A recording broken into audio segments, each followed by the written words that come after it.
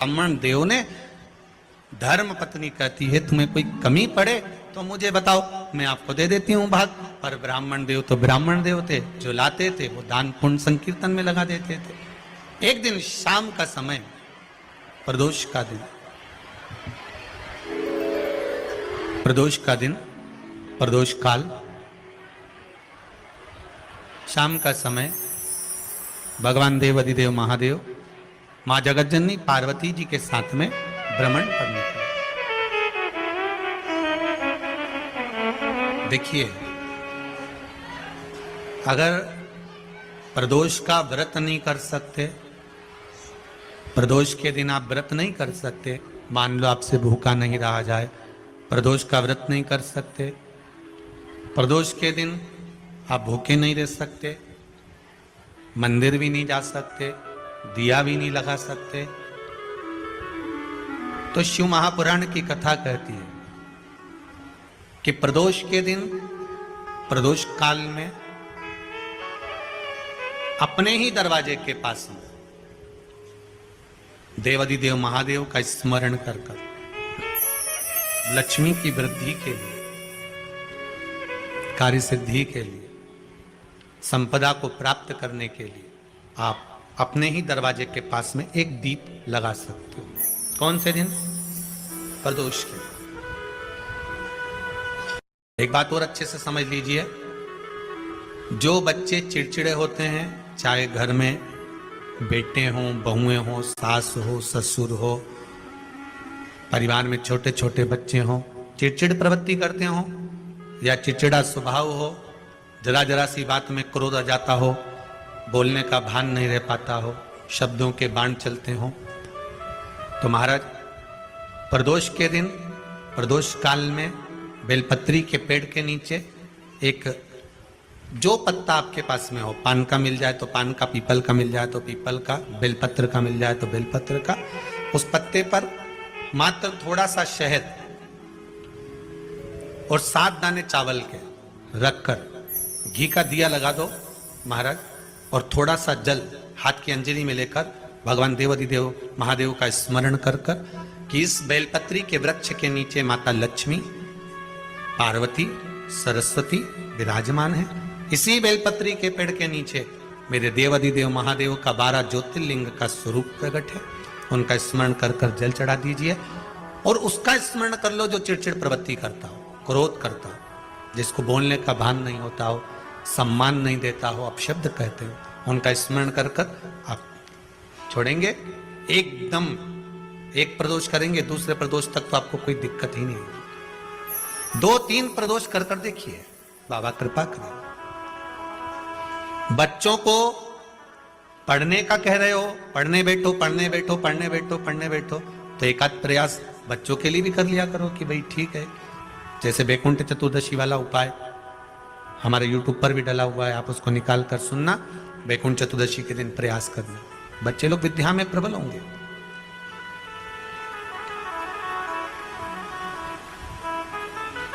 शिव उपासना का जो फल है वह 1000 गुना।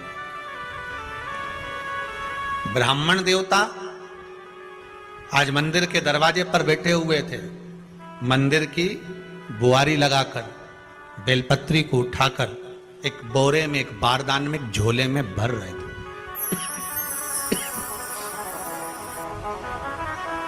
एक बारदान में, एक बोरे में, एक झोले में भर रहे। पहले भी कथा में काज, फिर कहते हैं, शिव मंदिर में जल बाद में चढ़ाना, शंकर के मंदिर में जाकर पंचामृत स्नान बाद में कराना, शंकर जी के मंदिर में जाकर पूजन बाद में करना। पहले थाली एक और रखकर शिव मंदिर में झाड़ू, पोछा या जो बेलपत्री, निर्माल्य जो भी रखा हो, उतरा हुआ सामान, उसको भरकर कहीं एक और जहां मंदिर वाले रखते हो वहां ले जाकर रख दो। झाड़ू पोछा एक बार जरूर। इस ब्राह्मण के चरित्र को सुनिए जो शिव महापुराण में वर्णन किया गया। कार्तिक महत्तम की कथा कर रही है। कार्तिक मास में पड़ने वाले प्रदोष के दिन महाराज वो ब्राह्मण बेलपत्री को उठा उठा कर बारदान में भर रहा था।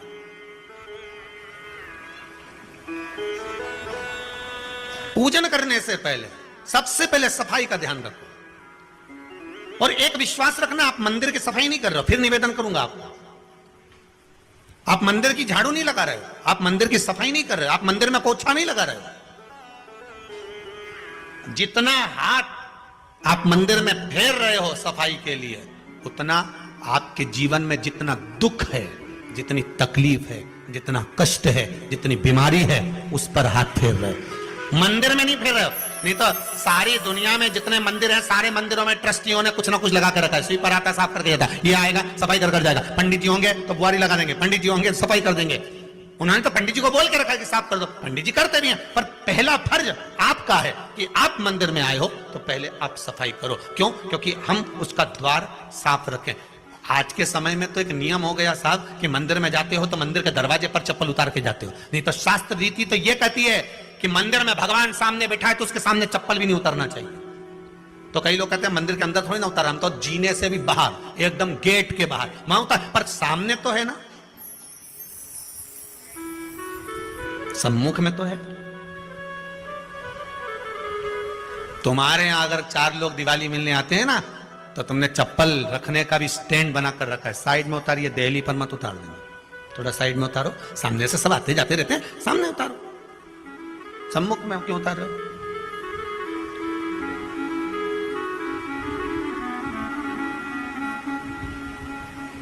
थोड़ा द्वार पे से दूर उतारिए।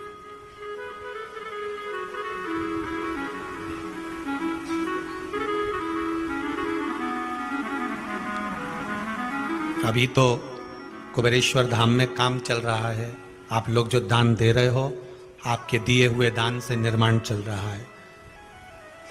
अभी तो आप पहनकर जूता चप्पल भी अंदर आ जाते हो, भले दूसरे मंदिरों में चप्पल पहनकर हमने देखा है, आधिकाधिक मंदिरों में, ब्रजभूमि पर भी बहुत मंदिरों में लोग अंदर जूता पहनकर चले जाते हैं, पर जब तक बाबा नहीं बैठा तब तक तो आप पहन कर आ रहे हो। जिस दिन बाबा कुबेरेश्वर धाम में आकर बैठ गया, उसके बाद वो दोनों गेट पर चप्पल बाहर ही रहेगी। आओ आप, कंकर से शंकर जब शरीर से लगेगा तब सुख भोगोगे, आनंद भोगोगे, सुख की प्राप्ति। अपने द्वार पर भी कितना सुंदर लिखा है भविष्य पुराण के अंतर्गत, और विष्णु पुराण में भृगु बाबा का चरण का चिन्ह भगवान विष्णु की छाती पर रहा। भगवान विष्णु की छाती पर भृगु बाबा के चरण का चिन्ह रहा।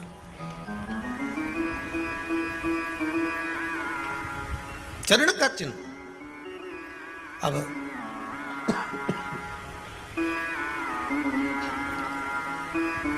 भविष्य पुराण में लिखा है कि अगर हम मंदिर के द्वार पर घर के चौखट के एकदम सामने चप्पल उतार देते हैं, 7 बार दिन भर में से, कितनी बार? 7 बार विष्णु पुराण कहती है ऐसा कोई दिन नहीं होता जिस दिन दरवाजे पर 7 बार लक्ष्मी आकर खड़ी नहीं होती हो। कल एक कथा कही थी आपको कि प्रत्येक मनुष्य के भाग्य में सुख लिखा है, केवल मंथन करना। भविष्य पुराण कहती है 7 बार लक्ष्मी प्रत्येक मनुष्य के दरवाजे पर जाकर खड़ी होती है, पर द्वार पर चप्पल पड़ी होने के कारणवश वो लौट कर चली जाती है। बहुत ध्यान दीजिएगा महाराज, थोड़ा सा आपको बुरा लगेगा, लग जाए, और शिव पुराण है, जीवन संवार देगी तो अच्छी बात है, जीवन संवार दे तो अच्छी बात है। मंदिर के द्वार पर हम जब चप्पल छोड़ते हैं, जिस मंदिर की चौखट पर चप्पल छोड़ी है, आप जितनी देर आराधना में लगे रहते हैं, उतनी देर तक आपकी चप्पल पर जितने लोग लांग कर जाते हैं, जितने लोग लांग कर प्रवेश करते हैं, उसका भी दुख आपके भाग्य में आता चले जाता है। ध्यान दीजिएगा जरा, चप्पल का भविष्य पुराण में पढ़िएगा कभी कि पादुका का महत्व क्या है, पादुका किस ओर उतारना चाहिए, पादुका को कहां रखना चाहिए, किस जगह पर बुआरी झाड़ू को रखना चाहिए, किस जगह पर चलनी को रखना चाहिए, सुई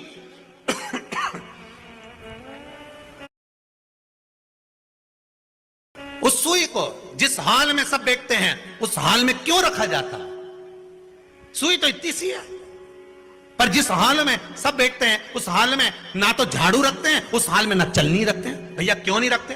कारण क्या है कि जिस हाल में सब बैठकर बात करें, आवक जावक की बात हो, व्यापार की बात हो, लक्ष्मी की बात हो, प्रेम स्नेह की बात हो, आपस में बैठकर सब चर्चा कर रहे हो, अगर वहां छलनी होगी, झाड़ू होगी, तो बैठे बैठे बात करने में विवाद चालू हो जाएगा। 15-20 मिनट तुमने बहुत प्रेम की बात करी, अच्छे से बात करी, पति पत्नी बहुत प्रेम की बात कर रहे थे, मालूम पड़े बात करते करते से कब झगड़ा उत्पन्न हो जाए तो समझ में नहीं आया। हमारी बहू को क्या हो जाता है, बैठे बैठे बात करते करते झगड़ा कर देती है, जरा सी बात में झगड़ा चालू हो जाता है। कारण क्या है? जिस हाल में तुम बैठ रहे हो, जिस कमरे में तुम बैठ रहे हो, जिस हाल के अंदर सब बैठकर चर्चा करते, बात करते, चित्त करते, आपस में बैठकर सब लोग एक दूसरे के बातचीत करने बैठे हैं, आय व्यय देखने बैठे हैं, दुकान व्यापार की बात करने बैठे हैं, उस जगह पर भी झगड़े का क्रम कहां से आ गया? एक ना एक का मुंह क्यों फूल गया? कारण क्या था? कोई बात टेंशन क्यों आ रहा है? मतलब उस हाल में या तो चलनी रखी है या झाड़ू रखी है। भले तुम